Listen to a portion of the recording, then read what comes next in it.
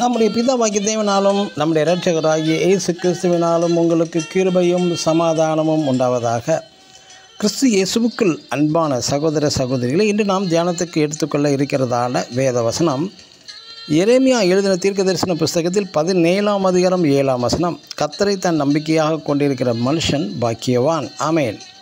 இன்றுள்ள அநேக போதனைகள் போதிப்பது, உன்னை நீ நம்பு, உன்னால் முடியாதது ஒன்றுமில்லை, உன்னால் எல்லாம் செய்ய முடியும் என்பார்கள். ஆம், உலகையே பிடித்து தன் வசம் வைக்குமாறு கனவு கண்டு அதற்கு முயற்சியும் செய்தவன்தான் இந்த ஹிட்லர். ஹிட்லர் பற்றி தெரியாதவர்களே கிடையாது. இந்த உலகில் ஹிட்லர் தன்னம்பிக்கையும் அதிகமும் பெற்றவன். ஹிட்லர் யாருடைய அறிவுரை ஆலோசனையும் கேட்கவே மாட்டான். குறிப்பாக தெய்வ நம்பிக்கையே இல்லாதவன்.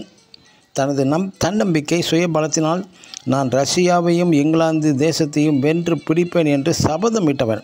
இறுதியில் சுயபலம் தோல்வி அடைந்து விட்டது. தன்னைத்தானே சுட்டும் தற்கொலை செய்து கொண்டும் விட்டான். நாம் இந்த எரேமியா எழுதின தீர்க்கதரிசியின் 17ஆம் அதிகாரம் 5ஆம் வசனத்தில் தீர்க்கதரிசி சொல்வது, மனிதன் மேல் முழு நம்பிக்கையை வைக்கிறவன் சபிக்கப்பட்டவன் என்கிறார் தீர்க்கதரிசி.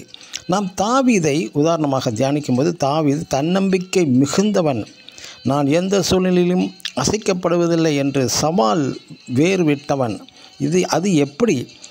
தாவீதின் முழு நம்பிக்கையும் தன்னம்பிக்கையும் மகா உன்னத தேவனை சார்ந்து வாழ்ந்தவன் மற்றும் உம்மாலே நான் ஒரு சேனைக்குள் பாய்வேன், மதிலையும் தாண்டுவேன் என்கிறார்.